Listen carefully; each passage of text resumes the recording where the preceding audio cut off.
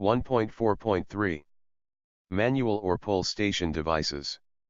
The idea of a fire alarm system is to warn the occupants to leave the premise in case of a fire or other emergency. Some fire alarm systems are activated automatically.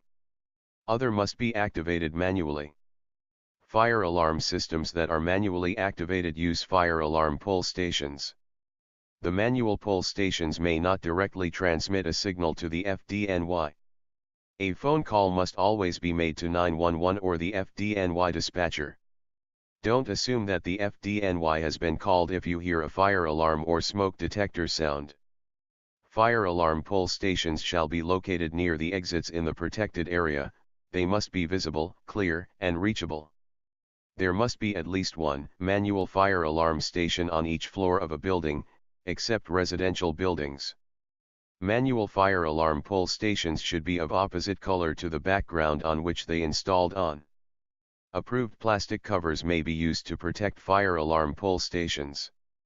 They help to avoid false alarms. There are two types of manual fire alarm pull stations: single action and double action stations. A. Single action stations. Single action stations need only one step to sound the alarm. The cover on these alarm stations serves as a lever.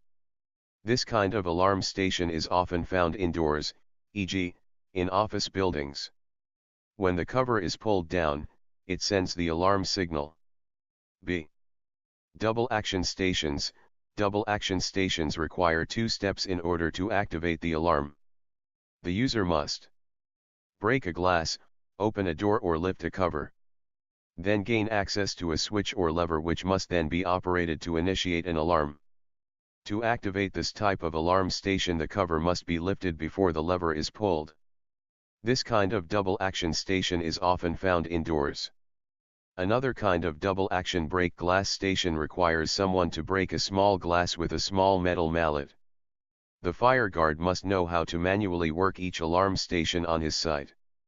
Once activated, the fire alarm system cannot be reset at the fire alarm manual pull station. The alarm must be reset at the main FACP, fire alarm control panel. The alarm may be reset only by an S95 certificate of fitness holder after being advised by a fire department representative. Once alarm is activated, a key may be needed to reset the manual pull station. Fire guards should become familiar with the location of all fire protection devices and fire alarm pull stations. All fire alarm pull stations installed or relocated after April 1, 1984 should be installed correctly. The handle should be about 4 feet from the floor.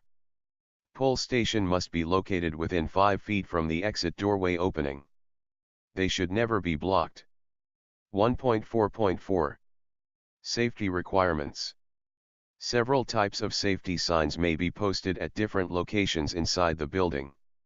The signs are made to protect the occupants. For example, these signs may be: A. The general behavior to be followed during a fire emergency. B. The location of fire extinguishers and emergency exits. C.